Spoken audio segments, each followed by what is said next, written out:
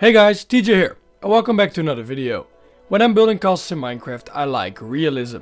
While this does not sound like an obvious element in your castle building process, it's something a lot of people forget or simply don't pay attention to when they are building their own keep.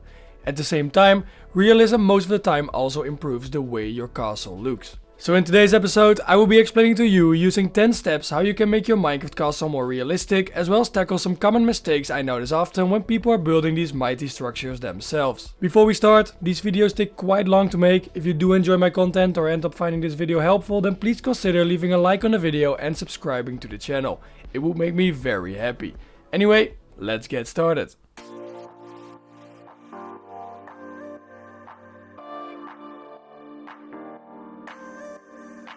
Starting off with number 1. Location. The location where you are going to build your castle is very decisive for whether your castle is defendable or not. For example, it is way more logical to build your fortification on a hill or island, and not next to a large hill or in a valley, thus making the castle way easier to defend, as well as giving you a very good sight of the surrounding areas from your build.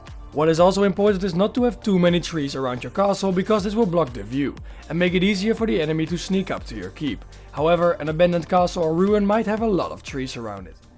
Number 2. The difference between a palace and a castle. I thought that this one was worth mentioning because a lot of people in my experience think that they are actually the same, which is not the case. While a castle was most of the time built as a large fortified residence with strong walls to defend against attacks, a palace was almost the opposite. A palace was simply a structure inhabited by a royalty, heads of state or heads of church, and was most of the time surrounded by lush and or landscaped gardens, meaning it didn't really have a strategic or military function. Although sometimes the palace was just part of the castle, and in that case it did. Most of the steps in this episode are for a castle and not a palace. Number 3. Blind spots. This was also a tip I gave in the previous castle video. It is important that the castle is defendable from every side.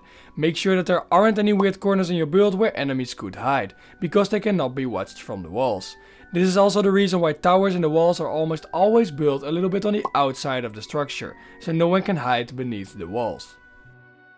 Number 4. High walls. Speaking of walls, a lot of times when people are building castles, I see them building walls, which are meant for defense, of only 5 blocks tall. I mean, how easy do you want to make it for your opponent to climb the structure? Walls, especially in fortified structures, were high.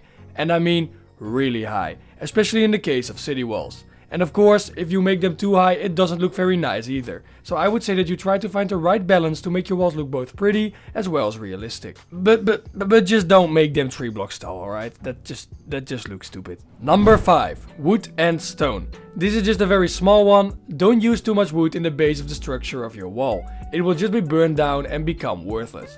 When I'm building castles, the only time I use wood in the outer walls is for decoration and detailing. Think about signs, buttons and trapdoors.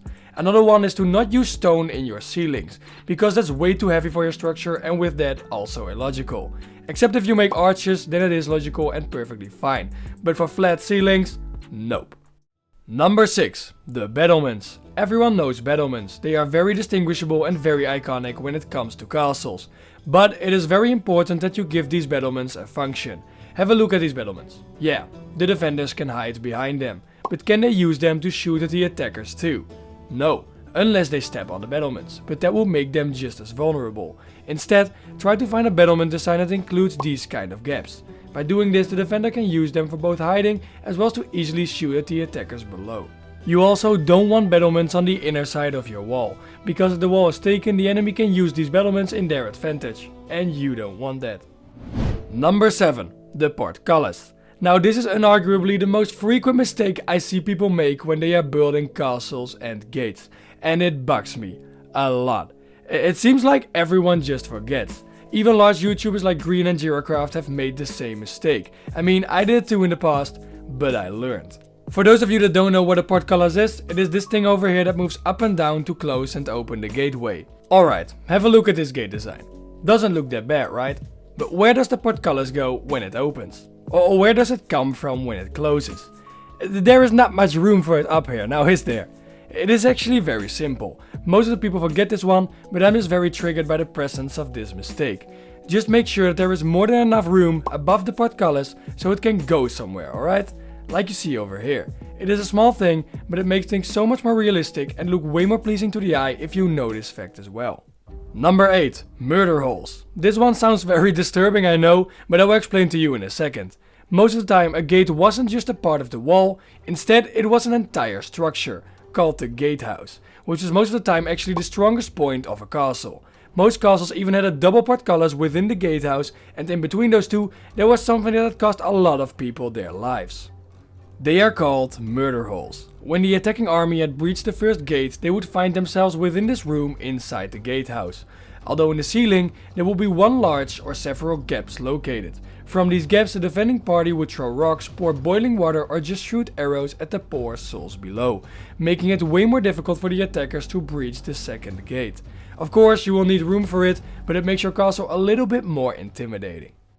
Number 9. Windows. Another one that I have mentioned in the previous castle video. Don't place your windows, especially if they are made out of glass or fences, too low, because the enemy will just break the window and enter your fortification. That's all. And finally, number 10.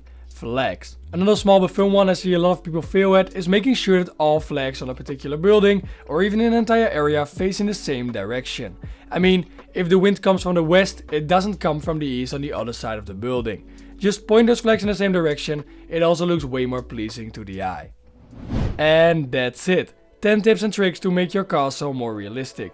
I hope you enjoyed this video or find any of the tips helpful. If so, please consider leaving a like on the video and subscribing to the channel. I will be uploading more content like this quite soon. Also, if you have any more building related questions, then be sure to join our Discord. There are lots of builders on that I will be happy to try to help out. Anyway, that's it for today. Have a very nice day and see you next time. Bye bye.